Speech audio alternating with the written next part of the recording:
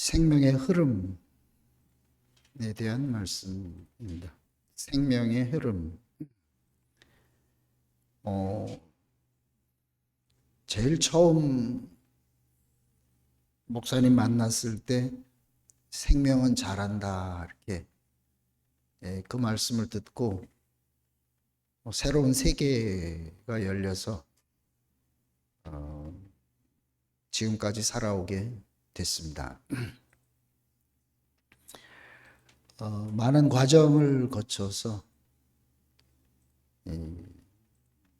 이번에 이제 생명의 흐름이라는 말씀을 들으면서 생명이 자란다, 또 생명의 흐름,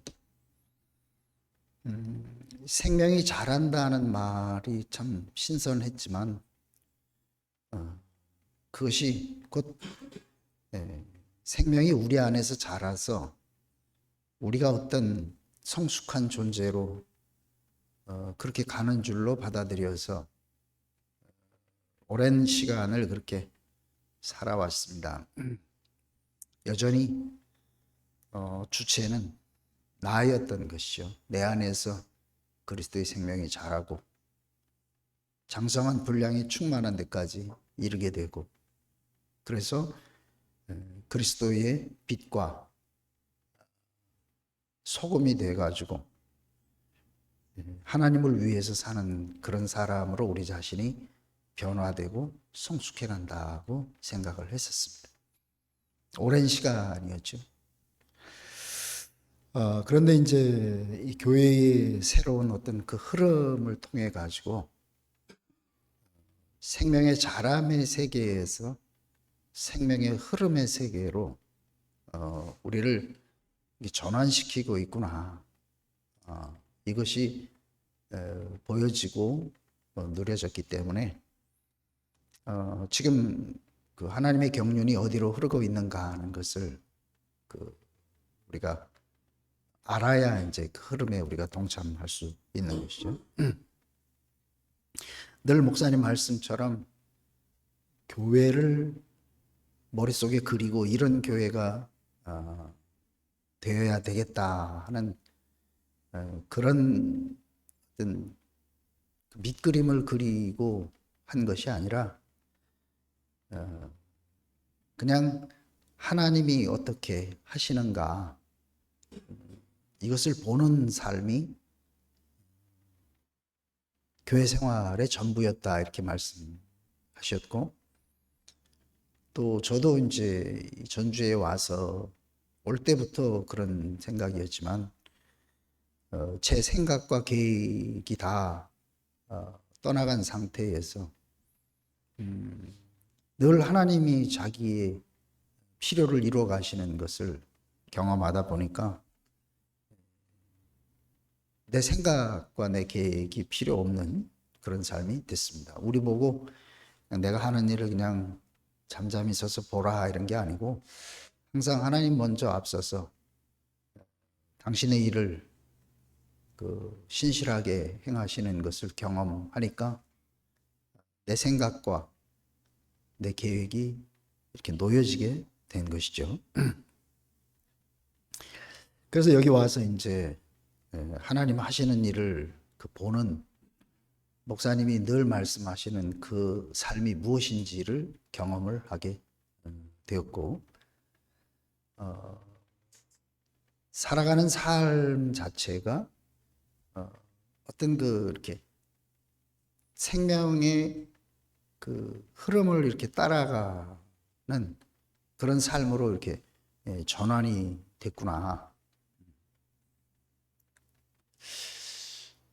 그 지난 날을 이렇게 돌이켜 봐도 늘 내 생각과 계획과 말씀을 듣고 그것을 이루려고 했던 그런 시간들은 다 지나가고 그분이 당신의 일을 행하시는 것을 늘 보고 살았던 것이죠. 그러니까 교회는 이렇게 돼야 된다든가 이런 교회가 된다든가 하는 것이 자꾸 이렇게 사라지게 됐었습니다. 우리 교회도 마찬가지죠. 목사님이 뭘 이렇게 해봐라 한 게 아니고 어떤 흐름이 생겨서 예를 들어서 이제 목사님이 건강이 안 좋으셔서 각국으로 가시니까 더 늘 목사님 댁에 가서 말씀을 듣고 하던 갈 데가 없어졌잖아요. 그래서 이제 창세기 형제들이 한 사람 두 사람씩 말씀을 시작하게 됐고, 그래서 소모임이 그게 한 거의 20년 가까운 세월을 하게 됐습니다. 한참 하다 보니까 생명의 흐름을 따라가는 것이 아니라, 왜냐하면 아직은 우리는 우리 자신의 옛사람이 처리되지 않은 상태였기 때문에 결국은 그 사람 나름대로의 어떤 기질과 이런 것이 섞여서 같이 나오게. 그러니까 이제 모임마다 그 기질과 합한 그런 모임의 성격으로 이렇게 벽이 생기게 된 거죠. 그래서 꼭 성경에 있는 것처럼 아볼로파, 게바파, 그리스도파 이렇게 의도한 것은 아닌데, 원래 사람이 그러니까 말은 목사님 말씀을 해도 그 사람의 어떠함이 나오니까, 그래서 그 문제가 막 생겨가지고 이런 문제가 저런 문제가 이렇게 생기니까 자연스럽게 그 소모임이 없어지게 돼요. 그리고 이제 순모임의 세계가 됐고, 순모임도 이제 또 한참 하다 보니까 또 뭔가가 거기 이렇게 혼합되게 되다 보니까 또 부작용이 생기게 됐습니다. 그래서 요즘에는 이제 지금까지와 있었던 것과 전혀 다른 그 새 판의 뭐 MZ 세대라 그래가지고 이제 새로운, 지금까지 우리가 경험하고 해왔던 것과 전혀 다른, 지금까지의 모임은 목사님과 우리가 살면서 그때그때마다 그걸 바탕으로 해서 또 문제가 생기니까 또 바꿔보고 이렇게 해왔는데, 지금 이 모임의 상황은 전혀 지금까지 해왔던 것과는 전혀 다른 성질의 모임이 됐습니다.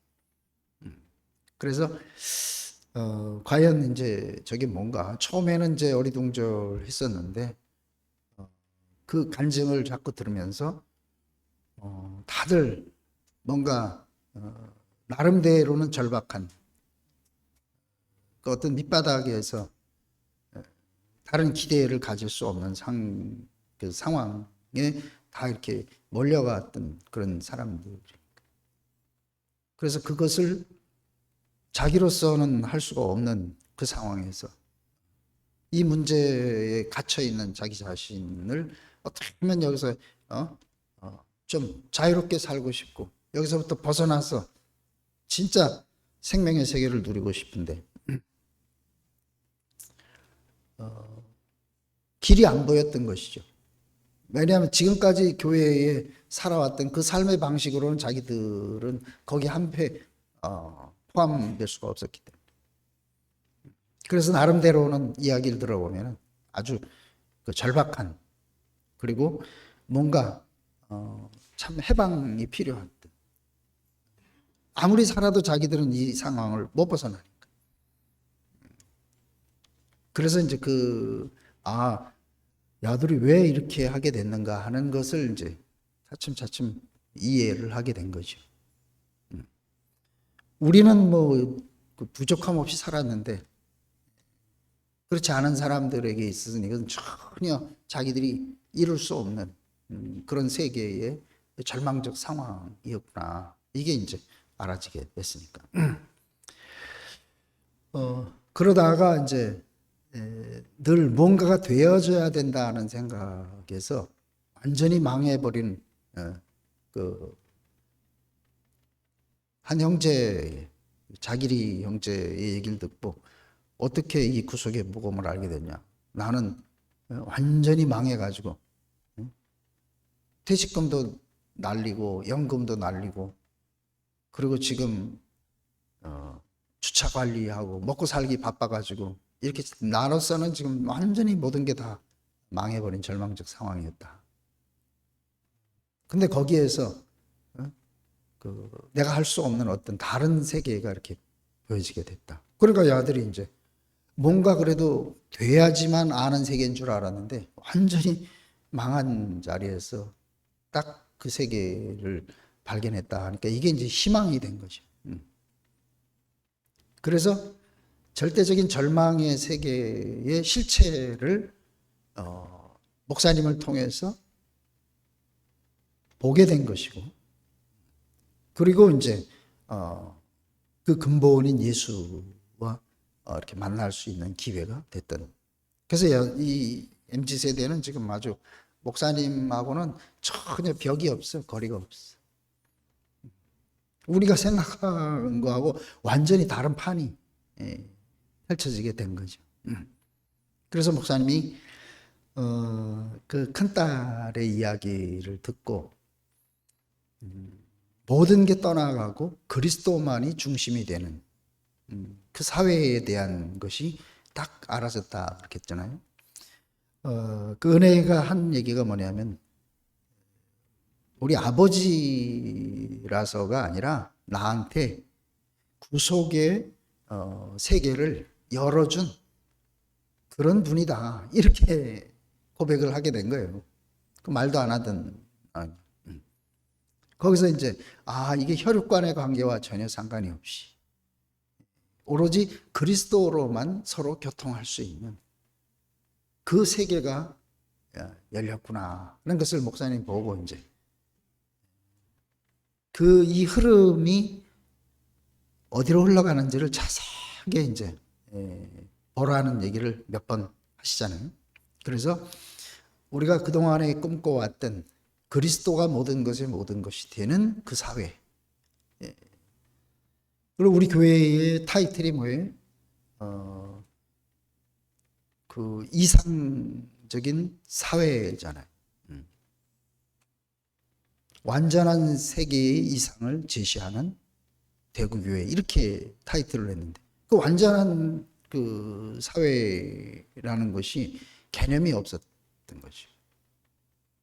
그런데 이번에 이제 분명히 그 아버지와는 전혀 다른 구속의 세계를 열어준 그분과의 딱 만남을 통해서 새로운 세계가 열리게. 그러니까 지금까지 있었던 모든 과거의 옛 것과는 전혀 상관없이 딱 그 한 필요와 한 자리에서만 만나지. 오로지 그리스도로만 살 수 있는 그 세계가 딱 시작이 된 거죠. 그래서 그 실제적 세계 안에서 누리고 또 이 흐르는 이런 걸 보니까 지금까지 우리가 살아왔던 많은 역사적인 그 소유, 관념, 이런 것들이 오히려 지금 현재적인 누림을 방해하는 거죠. 목사님과 내가 하나다 이런 얘기를 하려면은 우리 속에는 그동안에 받아온 많은 것들이 있어가지고 금방 그 흐름 안에 이렇게 딱 포함되기가 어렵습니다. 근데 아들은 목사님에게 뭐 받은 것도 없지, 관계도 없지, 그러니까 그냥 현재적으로 딱 드러나는 그 세계에 그냥 포함이 되는 거예요. 이게 전혀 새로운, 아니면은 40년을 그 양육받고 깨닫고 관계를 해가지고 이렇게 된다면 이게 어느 세월에 이게 다 땅끝까지 이르러서 이 나라가 되겠냐. 이 전혀. 그래서 저도 이거 지금 다른 세계가 지금 이렇게 펼쳐지고 있구나. 이런 생각이 점점 이제 구체적으로 되게 돼요. 지금은 이제 모든 옛 것들, 현재적인 그분이 보여주신 그 안에 있는 참 나, 그러니까 그가 보여준 그게 참 나라면 그와 나는 그냥 그 자리에서 하나잖아요. 근데 여기에 이제 옛 내 어떤 소유와 역사와 이런 게 들어가면 그거를 이제 또 갈라내야 돼. 이게 맞는지 틀리는지, 이렇게 가는 게 맞는지, 지금까지 우리가 이렇게 살아왔는지, 말씀도 더 들어야 되지, 같이 살면서 더 깊이 알아야 되지, 이제 이런 얘기인데 전혀 그 세계하고 다른 세계가 이렇게 펼쳐지는데, 그래서 이 세대들은 모이기만 하면 그냥 뭐 현재적인 얘기를 하니까 저 사람이 뭐 어떻게 살아왔는지, 그 다음에 뭐 얼마나 충만한지, 지식이 많은지, 이거하고 아무 상관이 없어. 누가 한마디 얘기하면 현재적으로 그 자리 안에 같이 함께 흘러가니까. 그래서 이게, 진짜 생명으로만 흐르는 그 세계가 이제 우리 앞에 이렇게 펼쳐지고 있구나. 우리는 그동안에 많은 어떤 것들, 소유를 가지고 어떤 세계를 이렇게 생각하고 추구하고 이렇게 했었는데, 그러다 보니까 각자가 다 다르잖아. 깨닫는 것도 다르고 할 수 있는 능력도 다르고 다 달라. 절대로 여기서 하나라는 개념 자체가 없어. 근데 야들은 자기들의 어떤 입장하고는 전혀 상관없는 현재적인 보이는 것을 서로에게 대해서 막 주고받고 하니까, 그러니까 네가 더 많이 아냐 적게 아냐 뭐 왜 그런 거 할 만한 형편들도 아니니까.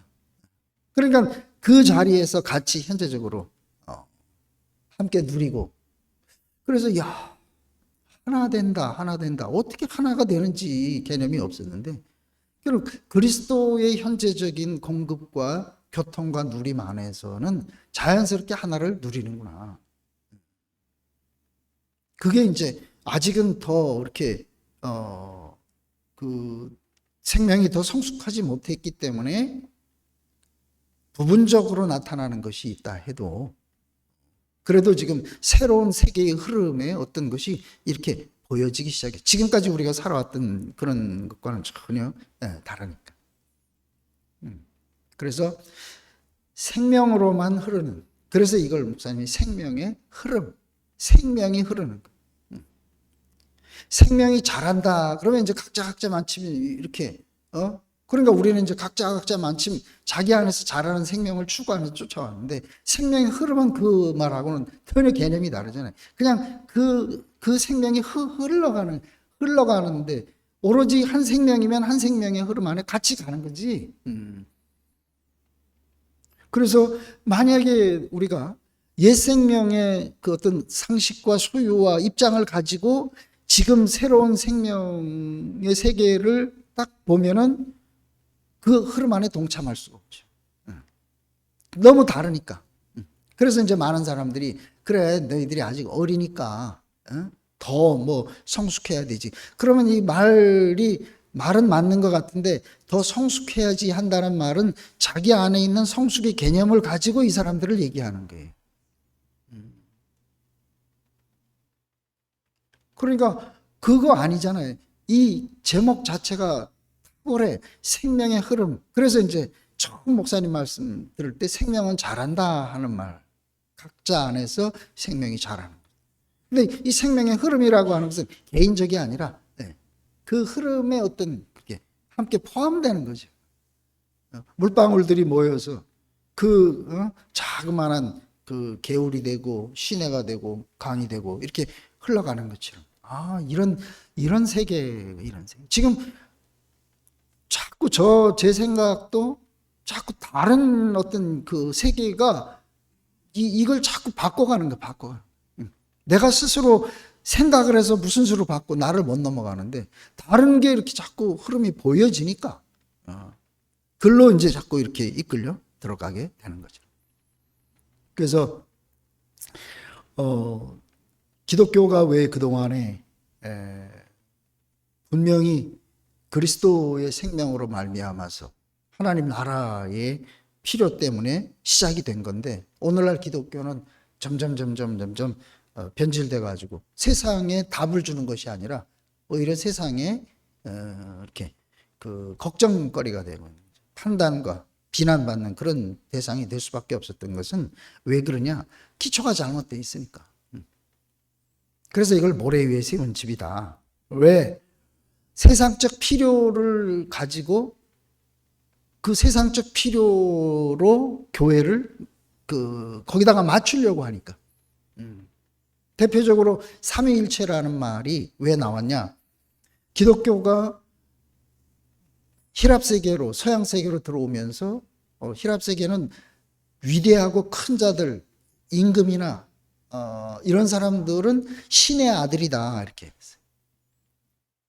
그런 사람들에게 기독교를 전파해야 되는데 십자가에서 내려오지 못하고 죽은 예수가 우리 주님이다. 이 얘기를 가지고 신의 아들들이 세계에서 거기서 어떻게 기독교가 전파되겠냐. 그래서 그들의 사고방식을 가지고 그들이 추구하는 신보다 더 위대한 신을 만들기 시작한 것이 이게 이제 삼위일체가. 그래서 하나님이 세상을 이처럼 사랑해서 어때 자기 아들을 줘서 아들을 우리의 죄를 위해서 자기 희생을 통해 가지고 모든 사람을 구원했다. 사실은 이런 신은 없잖아요.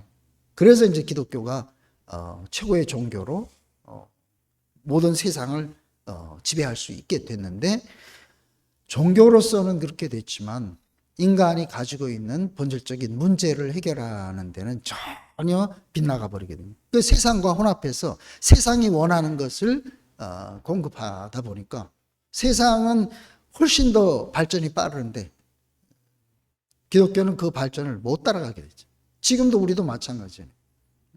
처음에 개화기 때에 기독교가 앞선 종교였기 때문에 많은 사람들이 거기에 쫓아갔지만 지금은 이제 세상이 더 커져 버렸기 때문에 교회에 이렇게 하는 걸 보면은 정말 유치해졌어요. 얼마 전에 기독교 방송을 듣는데 그 코너에 뭐가 있냐면 그 목사 한 사람이 나와서 중보 기도해 주는 그런 프로그램이 하나 있더라고. 그래서 사연을 올려, 오늘 암 진단을 받아가지고 수술해야 되는데 이것을 위해서 목사님 기도해 주십시오. 이런 기도 제목이 있어.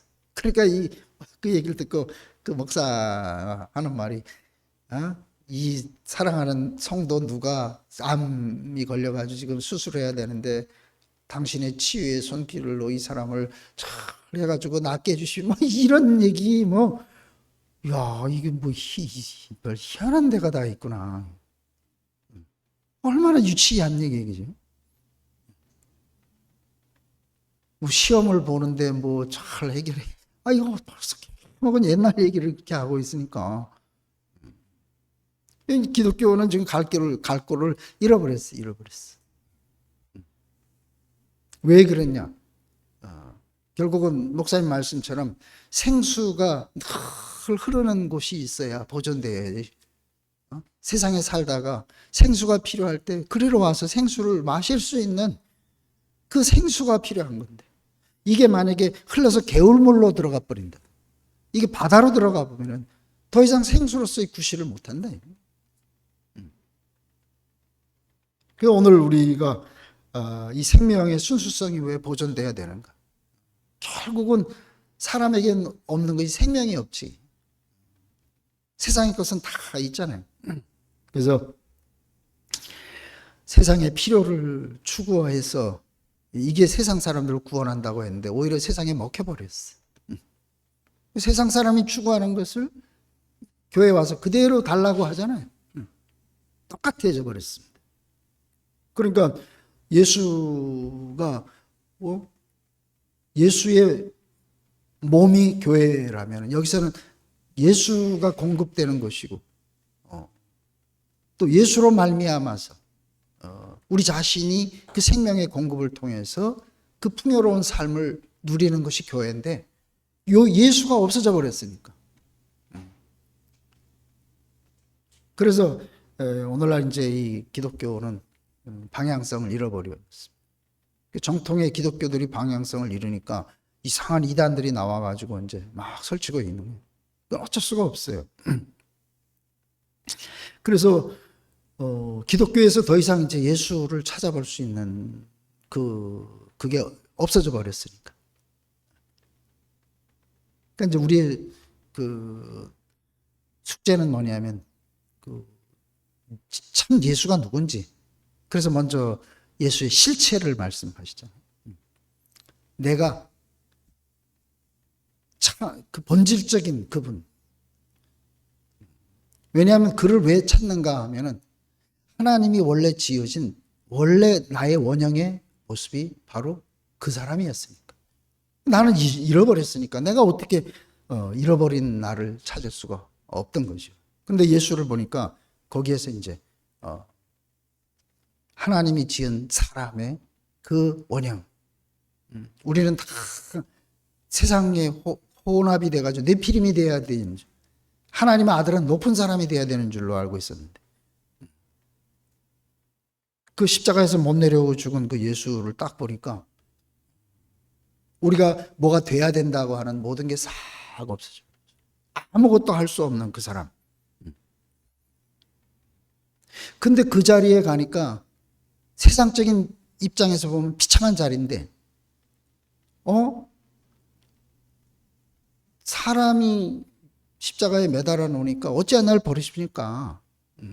그리고 그냥 맥없이 죽어버리더라. 야, 우리는 하나님 아들이면 그걸 넘어서야 되는데 그게 아니로구나. 저게 사람이었네. 근데 참 이상하잖아요, 그죠? 예수가 하나님 아들이라는 걸 몰라.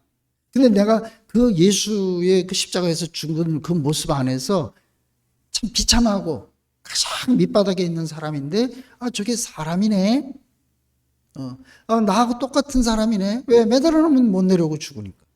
거기서 이제 뭐를 알게 됐냐 하면은, 하나님이 십자가에서 못 내려오는 예수를 자기 아들이라고 인정했다. 이 말은 우리가 이해가 안 돼요. 근데 이해한 게 아니라 그 예수를 보니까 나하고 똑같은 사람이네. 그 예수 안에서 사람의 어떠함을 딱 발견한 거잖아요. 그러니까 그때 그 사람의, 하나님이 지어놓은 사람의 진실의 세계가 확 열리기 시작했어요. 그래서 무슨 그리스도의 영광을 보이게 되면은 뭐 이렇게 따라간다 이런데, 그게 아니고, 그렇게 되면 다 따라가지.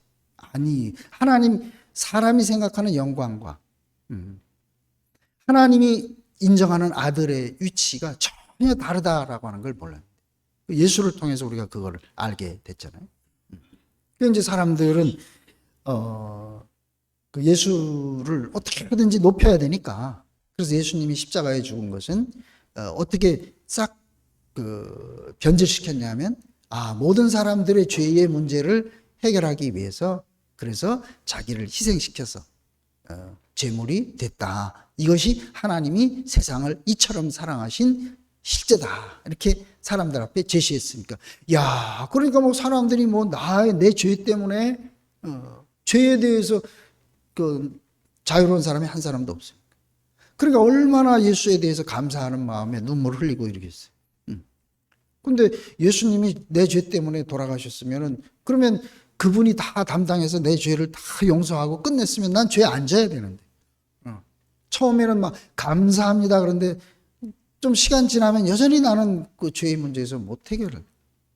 그러니까 그냥 처음에 있었던 그 감격은 어디론가 사라지고, 역시 구원받은 죄인, 이 상태를, 그러니까 예수의 십자가의 죽음이 헛된 거 아니에요, 그죠? 죄 문제를 해결하려고, 끝내려고 죽었는데 안 끝내졌으니까. 근데 그런 생각을 사람들이 할 수가 없게 됩니다. 그리고 성경이 예수님의 십자가, 그래서 목사님이 이제 예수의 실체가 뭔지 정말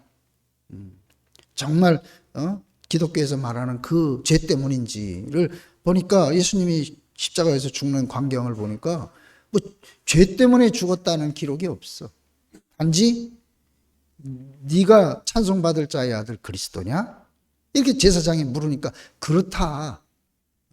그러니까 한마디로 더 이상 다른 말이 필요 없다. 저놈은 참남한 놈이다. 쥐가 어떻게 하나님과 동등대다고 하냐.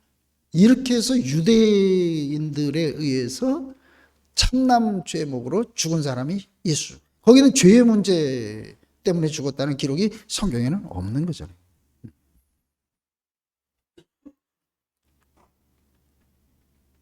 그러면 그 예수가 죽은 것이 나하고 무슨 상관이냐? 죄 문제하고는 관계가 없던. 그래서 이제 거기 어찌하여 날 버리십니까? 그리고 이제 죽은 한 사람에게서 나하고 똑같은 사람이로구나. 이것을 이제 목사님 발견하게 됐다.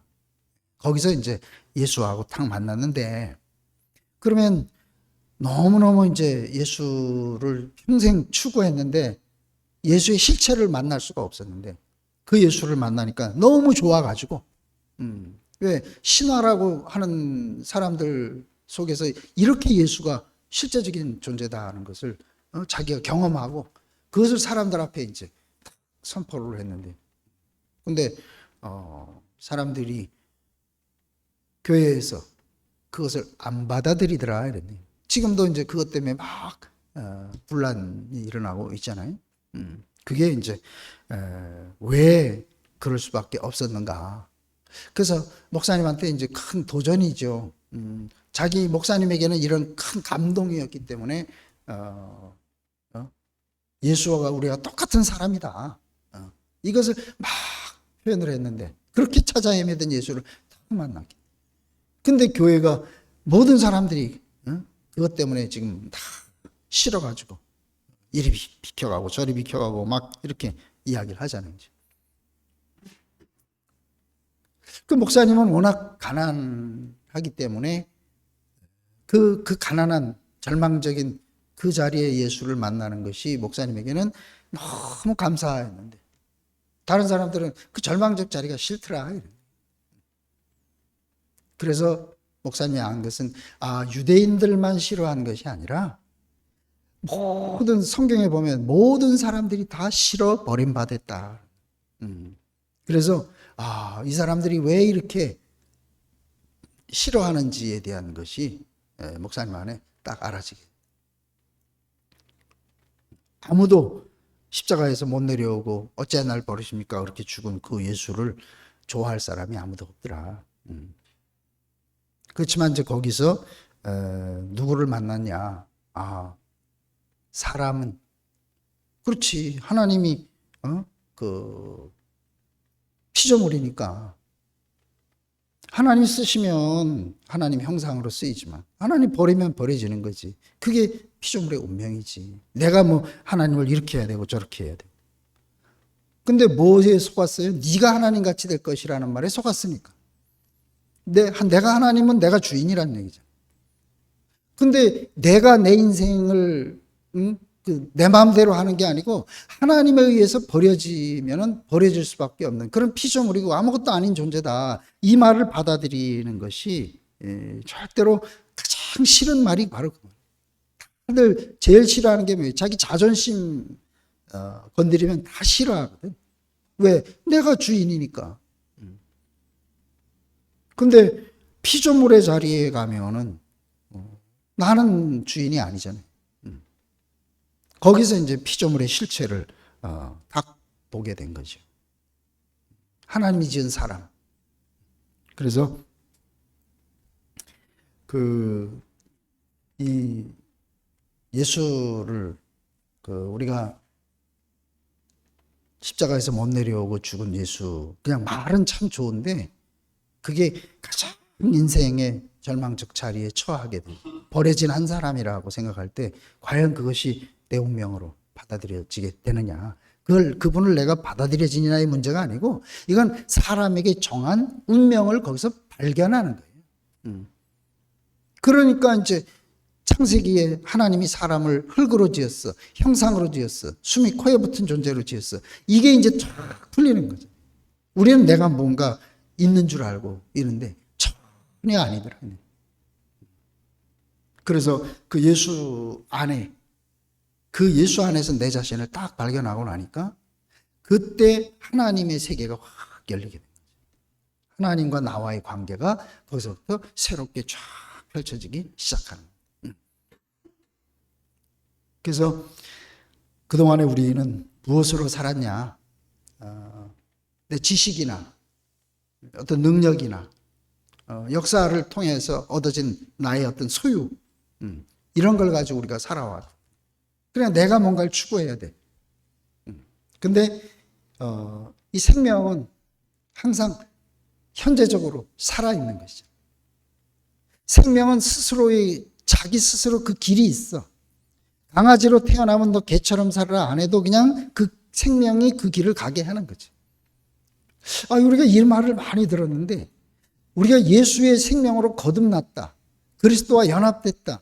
그러면 내가 내 안에 그리스도가 산다. 그러면 그 그리스도가 현재적으로 내 자신의 생명이 돼서 그 생명으로 우리가 살아가는 이것이 우리 삶이어야 되는데 성경에 있는 그 지식으로는 알고 있지만 나는 그 생명이 현재적으로 내 안에서 그 생명의 흐름을 따라서 내가 사는 사람이 아닌 항상 내가 지금까지 살아왔던 그 역사와 소유와 이게 쭉 연결되고 있는 거예요.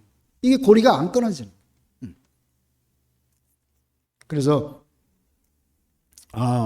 사람은 결국은 자기가 추구하는 건 자기 소유와 필요의 세계를 만들어낼 거예요. 그러니까 그걸 찾아가. 내가 필요. 나는 이게 필요해. 저게 필요해. 그것을 하나님을 통해 가지고 내 것으로 만들어가는 거예요. 이게 이제 인생이죠. 왜? 하나님의 목적에서 빗나갔으니까. 그러니까 몸뚱어리를 가지고 있는 자기만 남아. 이거를 경영하는 것이 이게 인생이에요. 세상 사람들 사는 게 다 그렇죠. 그래서 하나님은 생명이시니 이 말을 이제 새삼스럽게 알게 된 거죠. 생명은 누가 이렇게 해라 저렇게 해라 가르치고 할 필요가 없어요. 그냥 생명으로 그 생명으로 나면 고양이 생명으로 나면은 그냥 고양이로 살아가는. 야 이거 이런 세계가 이게 생명의 흐름인 거죠. 그 생명. 그러니까 내가 내 안에 어떤 생명이 있느냐에 따라서 지금 내가 그 생명으로 내가 이렇게 흘러가고 있는 거.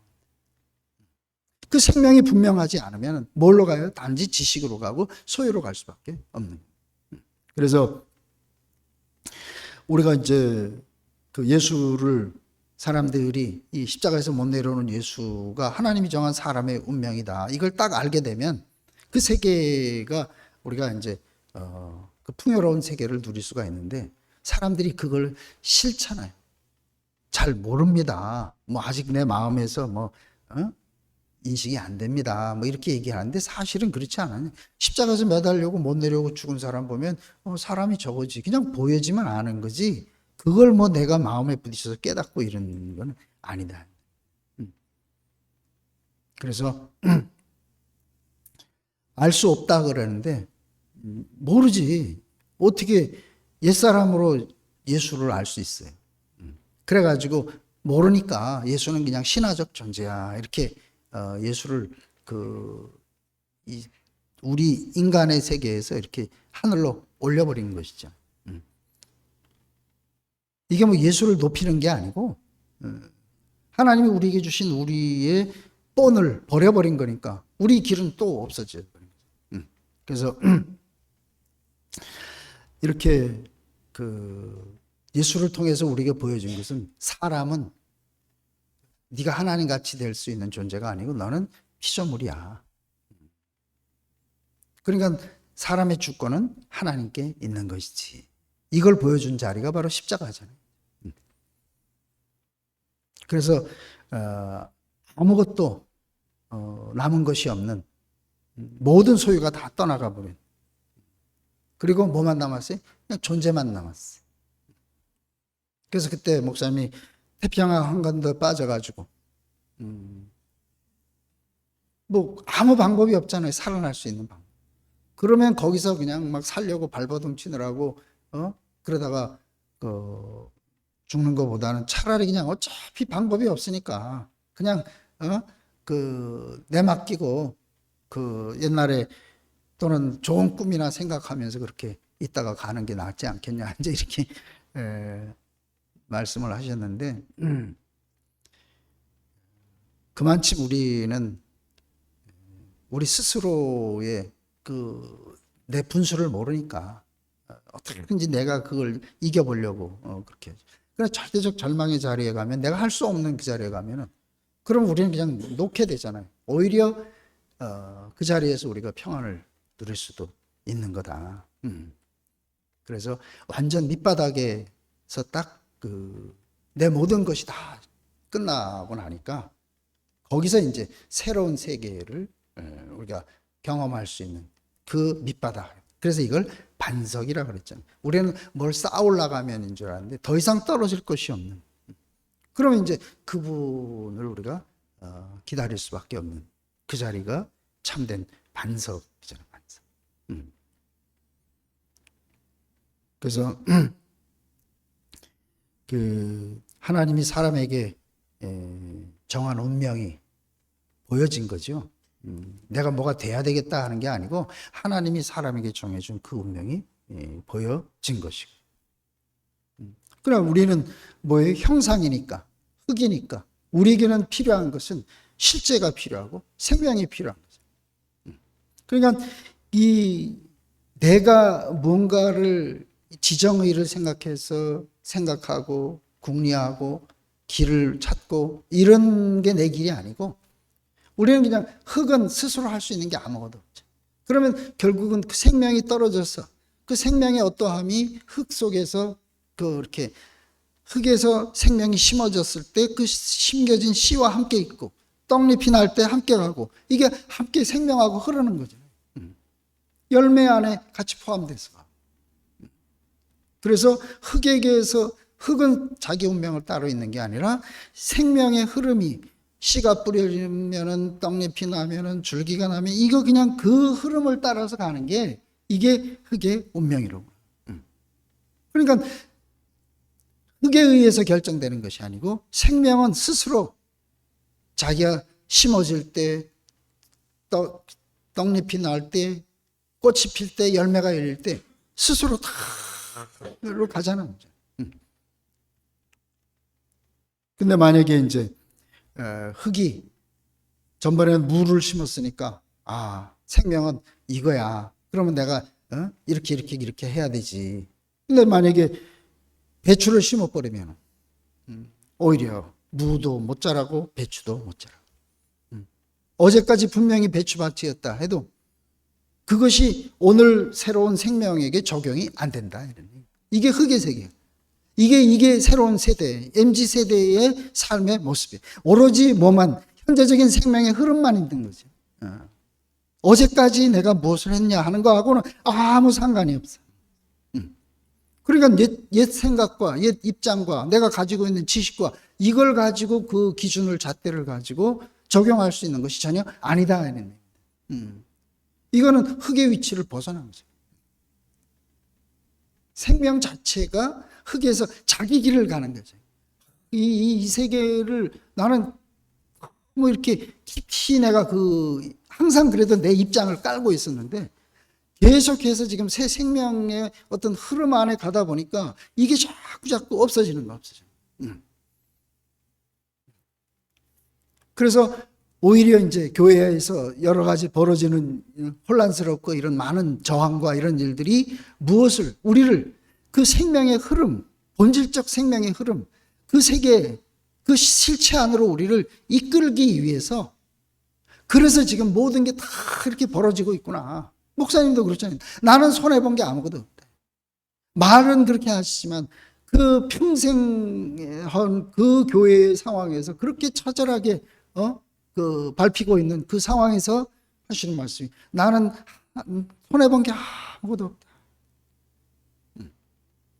제가 봐도 먹을 양식만 자꾸 제 안에 이르고 오는 거예요. 그전에는 누가 옳으니 이게 왜 이러냐 뭐 이런 판단과 입장이 있었는데 지금은 전혀 그거 아니에요. 오로지 현재적 생명의 흐름이 아니면 안 되는구나. 그거를 보여주는 거예요. 그거를 다들 과거를 붙잡고 있잖아요. 자기 소유를 붙잡고. 생명은 현재적인 생명이에요. 모든 게 다 회방이에요. 그래서 그 모든 것을 다 끝내고 오로지 현재적인 그리스도의 생명의 흐름만 남게 한 게 이게 십자가의 비밀이고 사건입니다. 정말 신기하다는 거죠. 그래서 더 이상 나는 뭐 교회가 문제가 있고 혼란스럽고 이런 생각은 이제 다 떠나가 버렸어요. 거기서 내가 먹을 수 있는 양식이 뭔지. 왜? 다 이 세상은 누구에 의해서? 하나님에 의해서 다 통치되는 거고 하나님의 허락에 의해서. 그럼 뭐야? 하나님의 절대적인 목적은 우리를 그 생명의 흐름의 세계 안으로 다든지 다 우리를 이끌기 위해서. 그래서 그 현재적인 흐름에 동참할 수 없는 모든 옛 것들을 처리하는 그 자리가 그게 십자가. 그래서 십자가에서 예수는 하나님이 하나님 되고 사람은 사람 되는 완전한 우리의 분수와 위치를 확고하게 딱 드러낸 자리가 십자가다. 거기서 더 이상 내가 뭐 하나님 같이 되고 내가 뭘 안다든가 이렇게 살아야 돼 저렇게 살아야 돼 하는 모든 게 싹 없어진 거예요.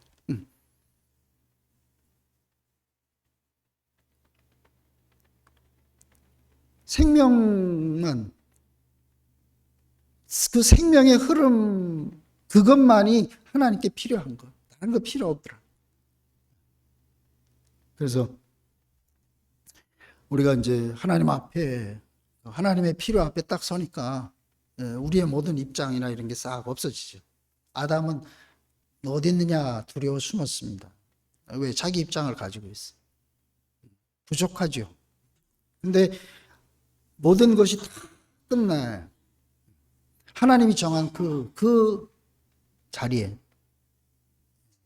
그 사람에게 주신 하나님의 창조의 그 자리에 딱 가니까 원래 하나님이 날 이렇게 지었는데 그러니까 내가 하나님 앞에 대해서 아무런 거리낌이나 두려움이 없어요. 그래서 참된 자유, 해방 이것을 마음껏 누리는 그 세계를 우리가 오게 됐다. 표면으로는 뭐 우리는 나밖에 모른다 이렇게 얘기를 하는데 그 목사님이 그러잖아요. 그 지금까지 있었던 것이 자기들 인생에는 아무런 도움이 안 됐어요. 그래서 지금 현재적인 그것이 자기들을 어제까지의 절망에서 이렇게 해방시킬 수 있는 것이. 그래서 그들은 현재적인 그 흐름만 그것만 지금 관심이 있고 붙잡고 있다. 그런 이제 표현을 자꾸 이제 알아가는 거잖아요. 그 사탄은 뭘 해방하느냐 하면 어떤 현재적인 흐름을 방해하는 거야. 근데 낙동강 구비구비 800리를 가는데 어차피 이 생명의 흐름은 정해진 길이니까 아무리 방해를 해서 앞에 장애물이 있으면 돌아가게 되고 또 늪이 있으면 거기서 계속해서 짜여가지고 또 시간이 지나면 또 가게 되고 아무것도 이 생명의 흐름을 막을 수가 없다.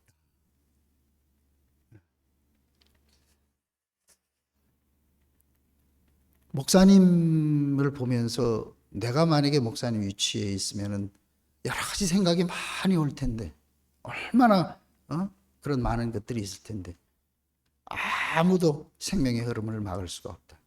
그래서 동산에서 동산을 적시고 내 강에 이렇게 흐름이 돼가지고 첫째 강의 이름이 비손이다 그랬어요. 값없이 흐른다. 은혜로 나로 말미암은 게 아니고 하나님의 목적과 그분의 은혜로 그 은혜로 시작된 세계. 그것이 두 번째 강이 기혼이라는 기혼은 구스 온 땅을 둘렀다는 구스는 이렇게 흑인들이잖아요, 그죠? 그래서 죄로 있던 사탄에게 지배되고 있던 그 옛사람 모든 사람들을 이렇게 씻어낸다. 그래서 이 기혼이라는 뜻은 경유라 그럽니다. 그러니까 옛 것을 확 씻어내려면 강한 어떤 흐름이 있어요.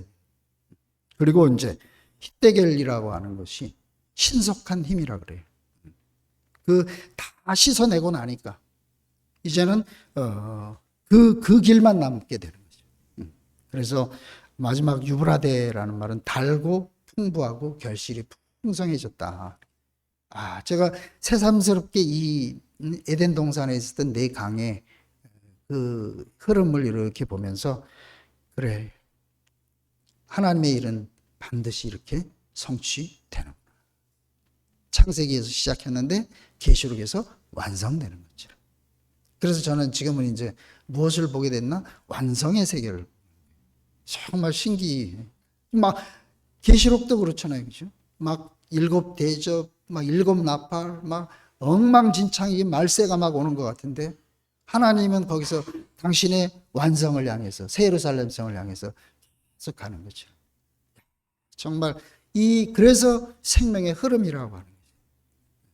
생명은 자기의 필요와 자기의 목적과 자기의 이유를 가지고 막히면은 흘러가고, 그 다음에 그 밑으로 때로는 다 스며들어갔다가 어느 때에서는 거기서 확 또 샘이 나오기도 하고, 자기 스스로의 어떤 그 필요와 입장을 가지고 흘러가는 이 세계. 야, 그 세계를 아니까 이제 나는 그 세계에 내가 맡길 수가 있고, 함께 흐를 수가 있고.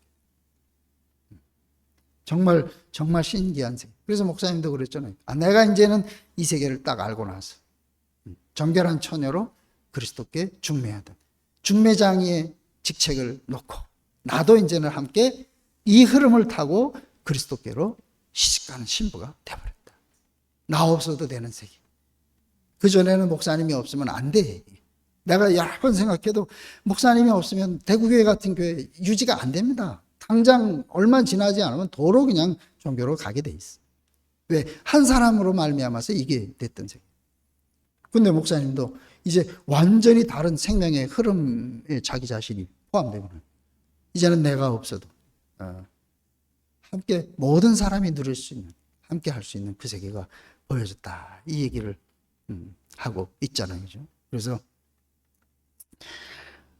생명의 흐름이라는 이 말, 생명은 잘한다 해서 시작해서 그 잘한 생명이, 나는 내가 뭐 잘하는 줄 아는데 그게 아니고 생명 자체의 그 생명의 온전함이 점점 자라가지고 이제는 그 생명이 그 흐름을 이루어서 그 생명의 흐름 안에 우리를 포함시키. 야, 이런 세계가 정말 신기하더라고요. 뭐 특별하게 무슨 옛날처럼 목사님이 말씀의 어떤 것을 다 그렇게 하지는 않는데, 항상 그 하나님의 마음이 목사님을 통해서 우리 앞에 이렇게 흘러오니까 그 안에 우리가 포함돼서 이렇게 오늘 이 생명의 흐름, 우리가 이 말을 좀 앞으로 우리의 삶에 우리 자신이 그 흐르는 생명 안에 함께 포함돼 가지고 그렇게 살 수 있는 그 삶, 이게 얼마나 복된가 하는 것을 늘 경험하는 그 삶이 돼서 사탄에게 속였던 모든 지식과 소유와 이런 모든 세계가 끝나고 현재적인 생명의 흐름 안에 우리가 늘 포함돼서 그 생명의 흐름이 모든 사람들을 공급할 수 있는 그런 날이 왔으면 좋겠다, 이런 생각이 들었습니다. 기도하시겠습니다. 감사하신 아버지 하나님, 우리는 이미 하나님의 목적을 벗어나서 사탄에게 속아서 하나님이 정한 세계를 잃어버렸던 사람들인데, 이제 주님의 은혜로 말미암아서 우리에게 그 구속의 문이 되신 예수로 인해서 우리가 버렸던 우리 참 모습을 발견하게 하신 것을 감사합니다. 원래 형상으로 지어졌기 때문에 당신의 생명으로만 살고 그 생명의 흐름이 우리의 전부가 될 수 있도록 주님께서 은혜 베풀어 주시길 원합니다. 은혜가 없이는 살 수 없는 우리의 존재적 가난을 알게 하시고, 그래서 우리로 인해서 하나님의 나라의 빛이 온 세상에 밝게 비춰서 모든 사람이 구원받을 수 있도록 주님 은혜 베풀어 주시길 원합니다. 예수님의 이름으로 기도드렸습니다. 아멘.